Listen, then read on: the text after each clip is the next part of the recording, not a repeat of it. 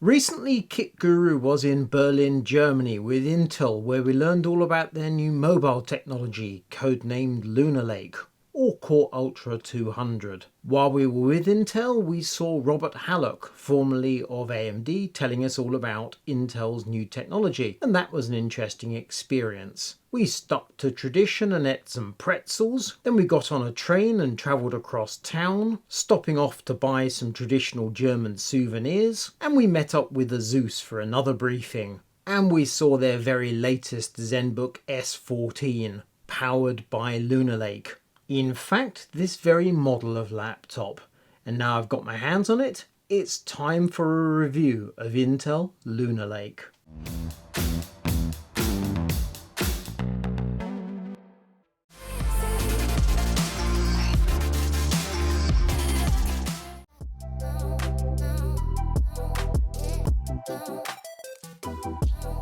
When Intel was telling us about Lunar Lake, or Core Ultra 200V to give it its correct name, we were struck by a number of points. This table of feed speeds and model codes tells you pretty much all you need to know. Every model in the range has 4 P cores and 4 LPE cores. That's a total of 8 cores and 8 threads.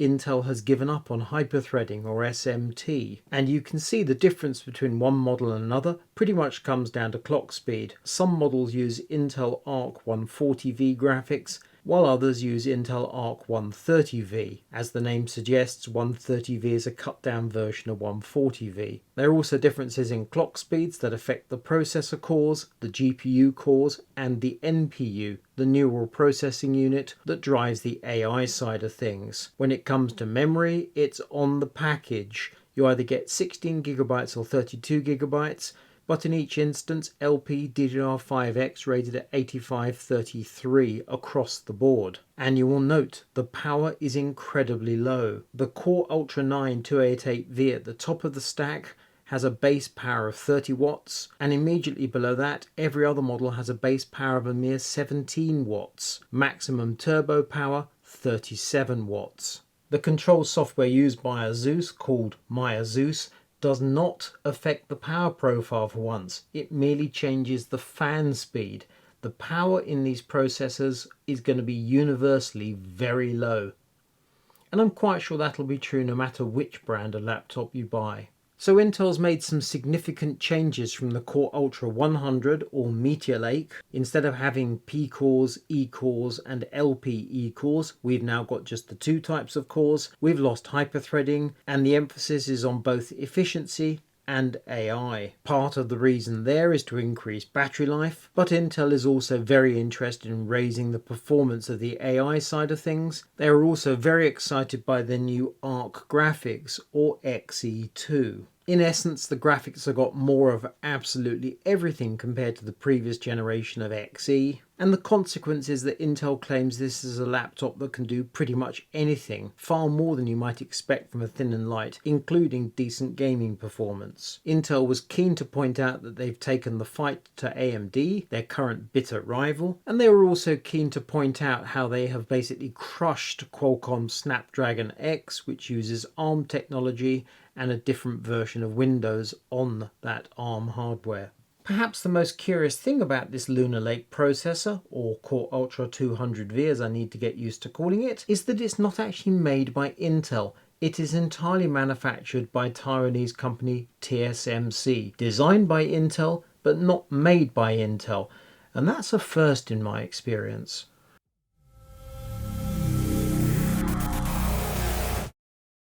While our main focus with this laptop is the new Intel Lunar Lake system on chip, let us look at the ASUS side of the equation. This is a gorgeous thin and light laptop. Feels absolutely superb. The laptop itself, 1.2 kilos, and then you need to add 250 grams for a USB-C charger. I've added a UK adapter because the one that we were sent had a US/Far East mains connection. It's only rated at 65 watts, so there's a decent chance that you already have a USB-C charger that can do the job. In other words, you won't necessarily need to tote this around in addition to the laptop. So you can save even more weight.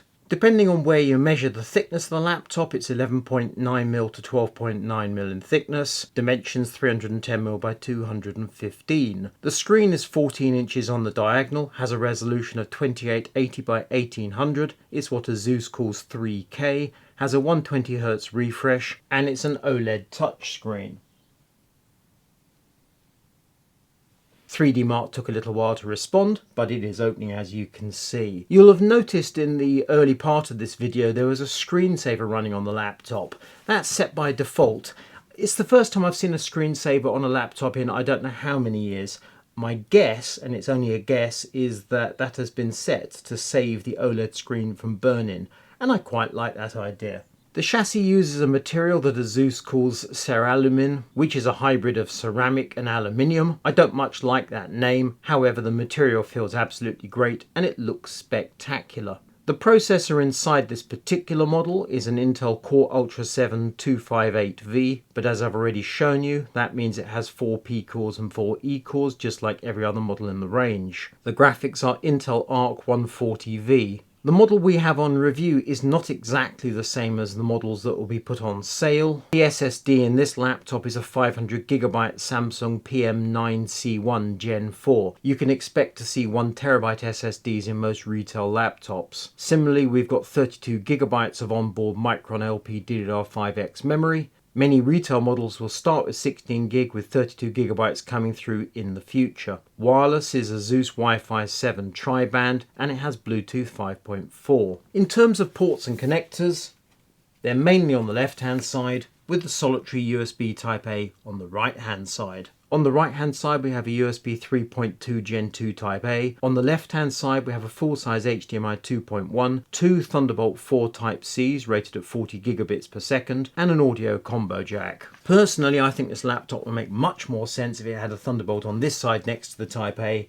and only one Thunderbolt on this side. But when you look inside the laptop, you can see how the design of the mainboard has led to having most of those connectors grouped together. It's also noteworthy the battery inside this laptop looks absolutely enormous. It's rated at 72 watt hours and does indeed give epic battery life. The reason it looks so large is because the laptop's so thin. The touchpad is absolutely huge, feels great.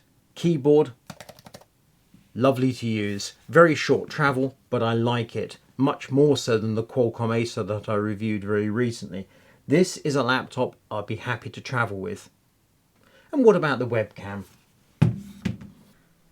The AI features for the camera, for some reason, are disabled. Let's turn those on. And that looks absolutely fine. Open the camera app, go full screen.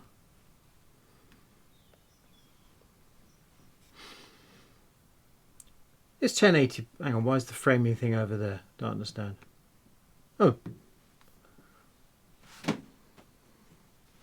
I'm not at all sure about the auto reframing. But when it's looking at me, that looks absolutely fine.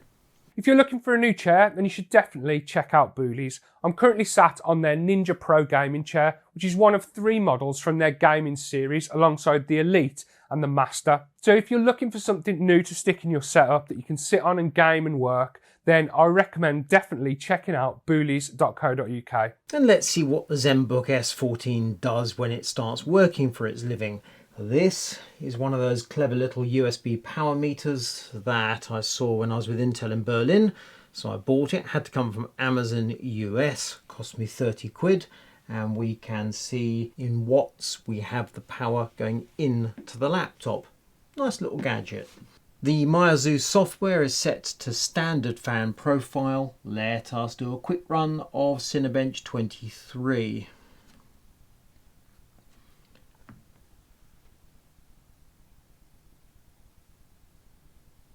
And it's basically silent.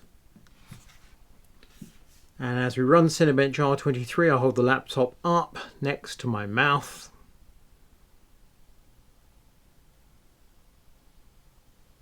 Whisper quiet, really impressive.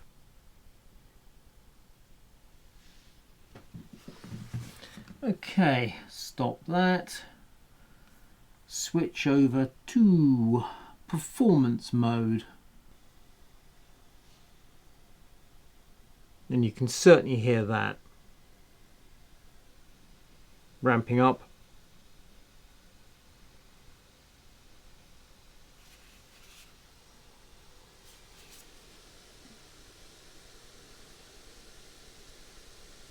And now quite intrusive. And we'll switch to full speed mode, which in my testing to date, I can't tell the difference between that and performance mode. Cinebench running, so we're now in full speed mode. And I regard that as unpleasantly noisy.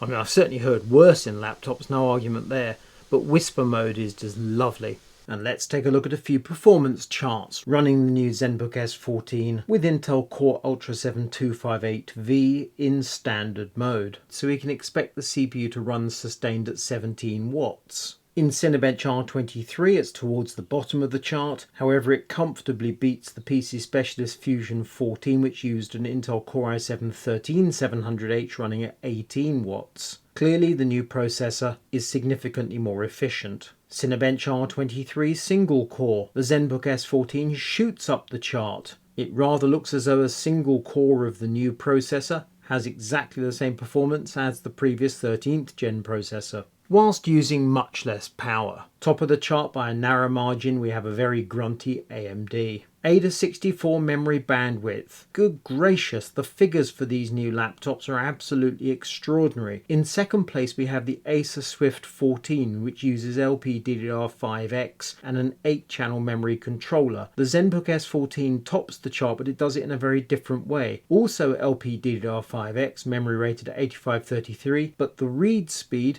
is quite a bit slower than the write speed. The write speed is just huge and this behaviour is just extraordinary. 3D Mark CPU profile. Similar to Cinebench, the Zenbook S14 does well. It's quite a way down the chart, but it's running on very little power. 3D Mark times by the overall score, so this is obviously a combination of CPU and GPU. So top of the chart we have a Razer Blade 14, but that has RTX 4070 graphics. Perhaps an unfair test. As we move down the chart, we get to the PC Specialist 14 in the middle of the chart using RTX 3050 graphics, and a relatively short head behind that we have the Zenbook S14 with its Intel Xe2 graphics. It comfortably beats the Zenbook 14 OLED we tested earlier this year. That uses an Intel Meteor Lake processor and the original ARC graphics. So we're getting a chunk of extra performance from the new processor and the new graphics. And then we come to the battery test where the Zenbook S14 absolutely dominates the chart. We don't have the Acer Qualcomm laptop in this chart because we couldn't run the PC Mark X battery test on that laptop. That was the Achilles heel of the Snapdragon X laptop, which is a lot of software simply doesn't run. So you could watch videos all day, no trouble, but battery test, rather more difficult to run. And that means the clear win goes to the ASUS Zenbook S14 with Lunar Lake.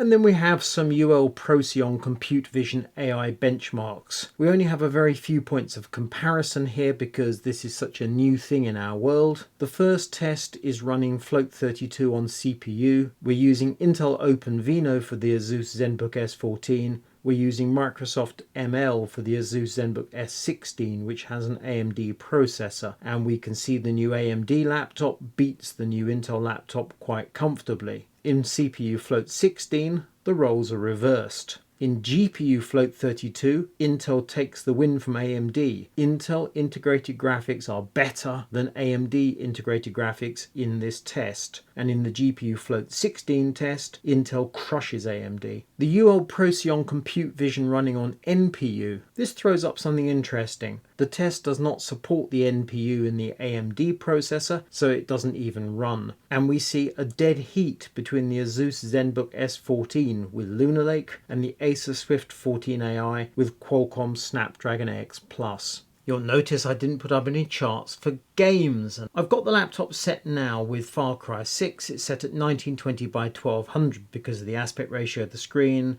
and the image quality is set to medium. And let's see what it does. And let's use my nifty power meter just to demonstrate. The power, 40 watts, 45 watts, 45 watts sustained. And now it's dropping down to around 30-35 watts. Average in the 50s, minimum 41. Now that's perfectly acceptable, and bearing in mind that is more than 1920 by 1080, it's 1920 by 1200. And medium image quality is what Intel was showing off in their various charts.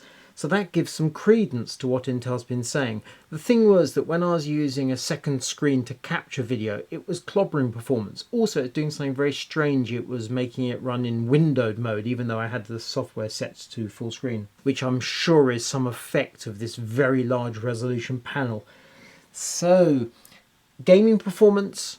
Intel clearly has gaming performance, but here's a bit of a surprise for Dominic, who's the chap editing this video today. Dominic, I'm going to send you this laptop and I want you to do a follow-up video just as you did with AMD to show us exactly how good or otherwise Xe2 graphics are for gaming. On that showing, I think it's got promise. And who'd have thought we'd hear that for an Intel chip? This is the point in the video where I'd usually do my pros and cons and give you my conclusions about this laptop and about Intel Lunar Lake more broadly. However, we've had some drama. It's now Tuesday. It's 1 hour 45 minutes until these laptops go on sale. I've been benchmarking it over the weekend. I've been working on the video yesterday, Monday. The laptops arrived with, certainly with me, end of last week. I can't speak for other reviewers. There seemed to be some sort of delay. And just about the time I received this laptop sample, I read on Charlie Demerjian's Semi-Accurate that Microsoft had released a security patch for Windows 24 H2, which appeared to have a very specific effect of hitting performance for Lunar Lake in Cinebench. And then I received a message from one of my ASUS contacts warning me of basically the same thing. This laptop does indeed run Windows 24 H2, just as the AMD laptop that both Matt and Dominic have reviewed also runs Windows 24 H2, i.e. pre-release software. So this patch does not appear to apply to anybody who's running regular desktop Windows 11 because that's 23 H2. Anywho, so I had a warning message from ASUS, and I read a piece warning about updates to Windows, and we had a note from Intel with the laptop saying pause updates and make sure your graphics driver is the correct version. We had similar information from Intel with Meteor Lake earlier this year, back in January, and it's to do with the way that Windows Update might actually roll back a driver because it considers it to be a better version. All this seems to come back to Microsoft and the peculiar ways of that company. So as per Intel's instructions, I checked the version of the graphics driver. It was absolutely fine. I paused updates. I got on with benchmarking, which took a fair while. While the laptop was benchmarking, I reached out to a few other people, and one of them, Andreas from Hardware Looks in Germany, said, "My laptop has crashed." I said, "Tell me more." He said he has a Lenovo which is running the Core Ultra 9, where I think every other reviewer on the planet seems to have the Core Ultra 7, and his laptop in Cinebench single thread is crashing. I said, "Really? Show me more." So we agreed. He sent me over a video clip. I'm going to give a shout out to Hardware Looks. And here for our entertainment is our Core Ultra 9 Lunar Lake chip crashing, running very cool on very low power. There is absolutely no explanation for this behaviour. Andreas assures me he's reached out to Intel on multiple occasions. I think the words he actually used were phone them every day, and as yet he has no explanation. After I finished benchmarking my laptop, I restarted Windows Update, and it wanted to install that dreaded Microsoft patch, the one I've been warned about. It took a few attempts, and each time it actually refused the update. It said it was installing it, and then it didn't. However, now that patch is installed.